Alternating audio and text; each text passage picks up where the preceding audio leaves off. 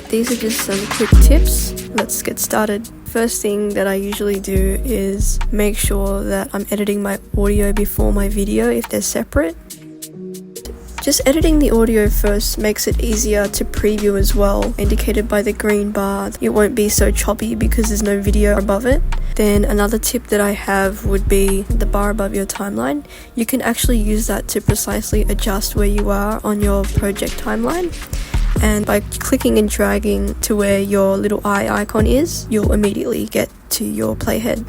You can also toggle this up and down to stretch out your timeline. Makes it really easy to make precise cuts if you are heavily editing a video. Another thing you could do is definitely press L twice, LL on your keyboard, to open up your audio waveforms. This will allow you to really quickly identify where the dead air is, aka the gaps in your speech. See those and cut them out using Shift Command D to cut, and a couple of other shortcuts that I can put on screen for you.